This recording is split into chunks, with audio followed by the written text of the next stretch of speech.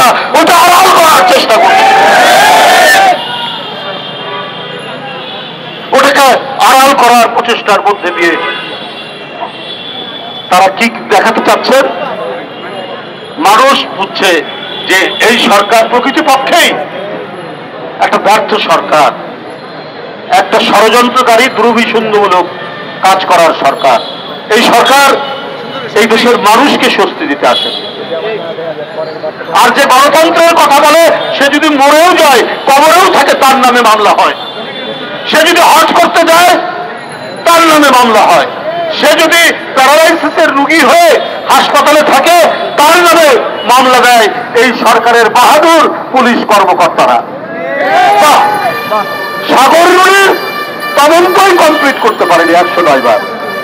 আর মিছিলের আওয়াজ শুনলে, জনসভার আওয়াজ শুনলে তারা এমন ভাবে মামলা দিতে থাকে যে বিএনপির নেতারা কবরে থাকলেও সেই মামলা থেকে বাদ যায় না। এই পরিস্থিতি চলতে দেওয়া যায় না।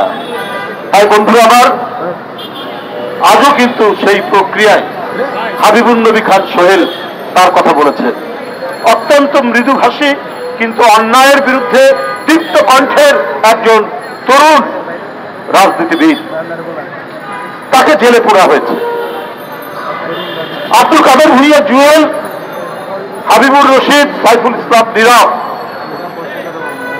এদেরকে জেলে রাখা হয়েছে কারণ এরা অপেক্ষাকৃত তরুণদের নেতৃত্ব দেয়। তরুণরা তাদের রাজপথে বেরিয়ে না আসতে পারে, এই জন্য হাবিবুর নবী খান সোহেল, বিএনপির যুগ্ম মহাসচিব, ছাত্র দলের সাবেক সভাপতি, তাকে কারাগারে আটকে রাখা হয়েছে। আটকে রাখা হয়েছে জুয়েলকে, হাবিবকে, নীরবকে। এই প্রক্রিয়া তাদের থামছে না। মামলা দিচ্ছে, প্রহসনের বিচারও করছে। বিচারকের রুমে পুলিশ কর্মকর্তাকে ডেকে ভিতরে ব্রিফ করা হচ্ছে যে তুমি এই নেতার বিরুদ্ধে এইটা বলবে আর আমরা সেখানে রায় দিয়ে দেব। আমাদের নিজের চোখে দেখা।